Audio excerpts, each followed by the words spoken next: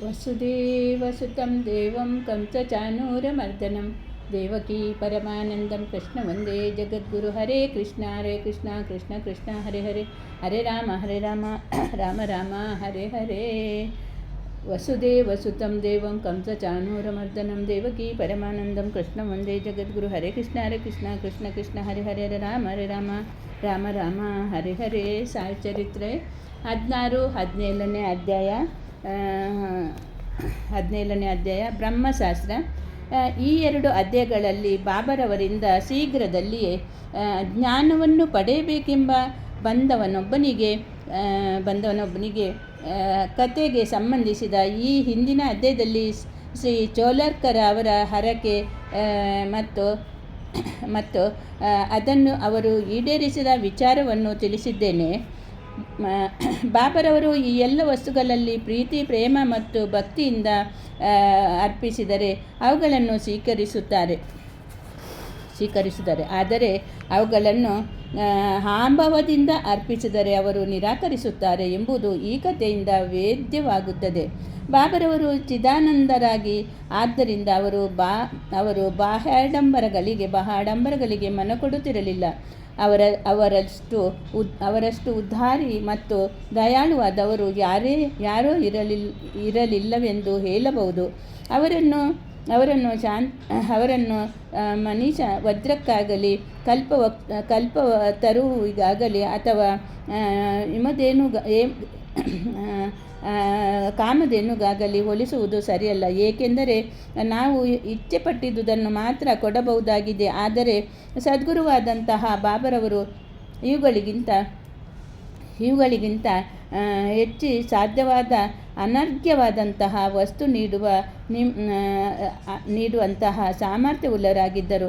ಈಗ ಬಾಬರವರು ತಮ್ಮಲ್ಲಿಗೆ ಬ್ರಹ್ಮಜ್ಞಾನವನ್ನು ಪಡೆಯಲು ಬಂದ ಧನಿಕನೋರ್ವನನ್ನು ಹೇಗೆ ಆಶೀರ್ವಾದಿಸರೆಂಬುದನ್ನು ನೋಡೋಣ. ಯಾವ ಚಿಂತೆಯುಲ್ಲದೆ ಸುಖಿಯಾಗಿ ಒಬ್ಬ ಗೃಹಸ್ಥನಿದ್ದನು. ಅವನಿಗೆ ವಿಶಾಲವಾದ ಐಶ್ವರ್ಯವಿತ್ತು. ಅವನೇ ಮನೆ ಮಠಗಳಿದ್ದವು. ಅವನು ಈ ಬಾಬರವರ ಕೀರ್ತಿಯನ್ನು ಕೇಳಿದ್ದನ್ನು ಬ್ರಹ್ಮಜ್ಞಾನವನ್ನು ಪಡೆದರೆ ಇನ್ನೂ ಸುಖಿಯಾಗಬಹುದೆಂದು ಭಾವಿಸಿ ಶಿರಡಿಗೆ ಹೋಗಿ ಬಾಬರವರಿಗೆ ಬ್ರಹ್ಮಜ್ಞಾನವನ್ನು ಪಡೆಯುವೆನೆಂದು ಹೇಳುತ್ತಿದ್ದನು. ಅವನು ಸ್ನೇಹಿತರು, ಬ್ರಹ್ಮಜ್ಞಾನವನ್ನು ಪಡೆಯುವುದು ಅಷ್ಟು ಸುಲಭವಲ್ಲ. ಯಾವಾಗಲೂ ಐಶ್ವರ್ಯ, ಮಡದಿ, ಮಕ್ಕಳು ಮುಂತಾದವುಗಳ ಮೋಹದ ಬಲೆಗೆ ಸಿಕ್ಕಿರುವ ಅತಿಯಾಸೆಯುಳ್ಳ ನಿನ್ನಂಥವರಿಗೆ ಬ್ರಹ್ಮಜ್ಞಾನ ಪಡೆಯುವುದು ಕಷ್ಟ ಎಂದು ಒಂದು ಬಿಡಿಕಾಸು ಸಹ ದಾನ ಮಾಡಲು ಮನಸ್ಸಿಲ್ಲದ ವ್ಯಕ್ತಿಗೆ ಬ್ರಹ್ಮಜ್ಞಾನವನ್ನು ಯಾರು ನೀಡುತ್ತಾರೆ ಎಂದು ಆಶೆ ಮಾಡಿದರು. ಆದರೂ ಸ್ನೇಹಿತರ ಸಲಹೆಯನ್ನು ರಕ್ಷಿಸದೆ ಅವನು ಮಾರನೇ ದಿನವೇ ಗಾಡಿ ಮಾಡಿಕೊಂಡು ಶಿರಡಿಗೆ ಬಂದನು. ಮಸೀದಿಯೊಳಗೆ ಪ್ರವೇಶಿಸಿ ಬಾಬರವರ ದರ್ಶನ ಪಡೆದು ಅವರ ಪಾದಗಳಿಗೆರಗಿ, ಬಾಬಾ, ನೀವು ಬ್ರಹ್ಮನನ್ನು ತೋರಿಸುವುದೆಂದು ತಿಳಿದು ಬ್ರಹ್ಮಜ್ಞಾನವನ್ನು ಪಡೆಯಬೇಕೆಂದು ಆಸೆಯಿಂದ ನಿಮ್ಮಲ್ಲಿಗೆ ಬಂದಿದ್ದೇನೆ. ನಾನು ಪ್ರಯಾಣದಿಂದ ಬಹು ಬಳಲಿದ್ದೇನೆ. ನಿಮ್ಮಿಂದ ನನಗೆ ಬ್ರಹ್ಮಜ್ಞಾನ ದೊರಕಿದರೆ ನಾನು ಪರಮ ಸುಖಿಯಾಗಬಹುದು ಎಂದು ಬ್ರಹ್ಮಜ್ಞಾನವನ್ನು ಯಾಚಿಸಿದನು. ಆಗ ಬಾಬರವರು, ರಾಯರೇ, ಇಷ್ಟು ಅವಸರವೇಕೆ? ಬ್ರಹ್ಮಜ್ಞಾನವನ್ನು ಕೊಡುವೆನು, ಆದರೆ ನನ್ನ ವ್ಯವಹಾರವೆಲ್ಲವೂ ನಗದು, ಉದರಿಗೆ ಮಾತ್ರ ಎಡೆಯಿಲ್ಲ. ನನ್ನಲ್ಲಿಗೆ ಬರುವವರೆಲ್ಲ ಐಹಿಕ ಸುಖ ಭೋಗಗಳಾದ ಸಂಪತ್ತು, ಆರೋಗ್ಯ, ಶಕ್ತಿ, ಗೌರವ, ರೋಗ ಗುಣಪಡಿಸುವಿಕೆ ಇವುಗಳನ್ನು ಬೇಡುತ್ತಾರೆ. ಹೊರತಾಗಿ ಬ್ರಹ್ಮಜ್ಞಾನವನ್ನು ಕೇಳಲು ಬರುವವರು ಅತಿ ವಿರಳ.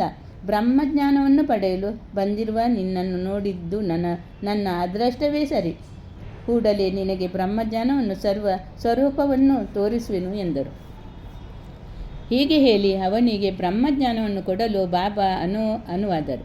ಅವನನ್ನು ಅಲ್ಲಿಯೇ ಕೂಡ್ರಿಸಿ ಬೇರೆ ವಿಚಾರಗಳನ್ನು ಪ್ರಸ್ತಾವಿಸ್ತಾ ಒಂದು ಕ್ಷಣ ಅವನು ತನ್ನ ಪ್ರಶ್ನೆಯನ್ನು ಮರೆಯುವಂತೆ ಮಾಡಿದರು. ಆಗ ಒಬ್ಬ ಹುಡುಗನನ್ನು ಕರೆದು, ನಂದು ಮಾರ್ವಾಡಿ ಬಳಿಗೆ ಹೋಗಿ ನಾನು ಹೇಳಿದ್ದೇನೆ, 5 ರೂಪಾಯಿ ಸಾಲ ತೆಗೆದುಕೊಂಡು ಬಾ ಎಂದರು. ಹುಡುಗನು ಹೋಗಿ ನಂದು ಮಾರ್ವಾಡಿಯ ಮನೆಗೆ ಬೀಗ ಹಾಕಿದೆ ಎಂದು ತಿಳಿಸಿದನು. ನಂತರ ಬಾಬಾ ಬಾಲನ ಅಂಗಡಿಗೆ ಹೋಗಿ ಹಣ ತೆಗೆದುಕೊಂಡು ಬರಲು ಹುಡುಗನಿಗೆ ಹೇಳಿದರು. ಆ ಸಲವೂ ಹಣ ಸಿಗಲಿಲ್ಲ. ಇದೇ ರೀತಿ 2-3 ಬಾರಿ ಪ್ರಯತ್ನಪಟ್ಟರೂ ಎಲ್ಲಿಯೂ ಹಣ ಸಿಗಲೇ ಇಲ್ಲ. ಸಾಯಿಬಾಬಾ ನಮಗೆ ತಿಳಿದಂತೆ ಬ್ರಹ್ಮನ ಅವತಾರ ರೂಪಿ ಆಗಿದ್ದರೂ ಅವರಿಗೆ ಕೇವಲ 5 ರೂಪಾಯಿ ಏಕೆ ಬೇಕಾಗಿದ್ದವು? ಅದಕ್ಕೋಸ್ಕರ ಅವರು ಅಷ್ಟು ಕಷ್ಟಪಡಬೇಕಾದಿದ್ದಿತೆ ಎಂದು ಕೆಲವರು ಪ್ರಶ್ನಿಸಬಹುದು. ನಿಜವಾಗಿಯೂ ಬಾಬಾ ಅವರಿಗೆ ಹಣ ಬೇಕಾಗಿರಲಿಲ್ಲ. ಅವರಿಗೆ ನಂದು ಮತ್ತು ಬಾಲ ಇವರ ಕಡೆ ಹಣ ಇರಲಿಲ್ಲವೆಂಬುದು ಚೆನ್ನಾಗಿ ಗೊತ್ತು. ಆದರೂ ಬ್ರಹ್ಮಜ್ಞಾನವನ್ನು ಪಡೆಯಲು ಬಂದವನನ್ನು ಪರೀಕ್ಷಿಸಲೋಸುಗ ಹೀಗೆ ಮಾಡಿದರು. ಆ ಗ್ರಹನು ತನ್ನಲ್ಲಿ ಕಂತೆಗಟ್ಟಲೆ ನೋಟುಗಳನ್ನು ಇಟ್ಟುಕೊಂಡು ಅವನು ನಿಜವಾಗಿಯೂ ಶ್ರದ್ಧೆ ಇದ್ದವನಾಗಿದ್ದರೆ ಬಾಬಾ ಸಾಲ ಕೇಳಲು ಹುಡುಗನನ್ನು ಕಳುಹಿಸಿದಾಗ ಸ್ವತಃ ನೋಡಿ ಸುಮ್ಮನಿರುತ್ತಿದ್ದಾನೆಯೇ? ಬಾಬಾ ಸುಳ್ಳು ಮಾತನಾಡುವವರಲ್ಲ, ಸಾಲವನ್ನು ಕೂಡಲೇ ಹಿಂದಿರುಗಿ ಕೊಡುತ್ತಾರೆ ಎಂದು ತಿಳಿದರೂ ಸಹ ಸುಮ್ಮನೇ ಇದ್ದನು. ಹಾಗೆ ಬಾಬಾ ಕೂಡಲೇ ಅವರ ಹೇರಳವಾಗಿ ತರಲು ಹೇಳಿದ ಹಣವಾದರೂ ಎಷ್ಟು? ಕೇವಲ 5 ರೂಪಾಯಿ. ಇಂಥವನನ್ನು ಬಾಬರವರಿಂದ ಬ್ರಹ್ಮಜ್ಞಾನವನ್ನು ಪಡೆಯಲು ಬಂದವನು.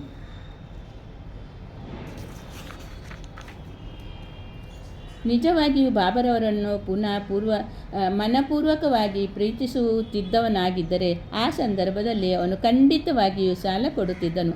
ಆದರೆ ಅವನ ವಿಷಯವೇ ಬೇರೆ. ಹೋಗಲಿ, ಅವನ ಮೌನದಿಂದಾದರೂ ಇದ್ದನೇ? ಇಲ್ಲ.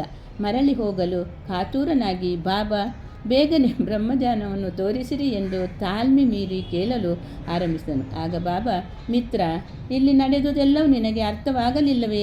ನಿನಗೆ ಬ್ರಹ್ಮಜ್ಞಾನ ನೀಡಲು ನಾನು ಪ್ರಯತ್ನ ಮಾಡಲಿಲ್ಲವೇ? ಸಂಕ್ಷಿಪ್ತವಾಗಿ ಹೇಳುವುದಾದರೆ, ಬ್ರಹ್ಮಜ್ಞಾನವನ್ನು ಪಡೆಯಬೇಕೆಂಬುದು ಪಂಚಪ್ರಾಣ, ಪಂಚೇಂದ್ರಿಯಗಳು, ಮನಸ್ಸು, ಬುದ್ಧಿ, ಅಹಂಕಾರ ಮೊದಲಾದ 5 ವಿಷಯಗಳನ್ನು ಪರಮಾತ್ಮನಿಗೆ ಅರ್ಪಿಸಬೇಕು. ಬ್ರಹ್ಮಜ್ಞಾನದ ದಾರಿಯಲ್ಲಿ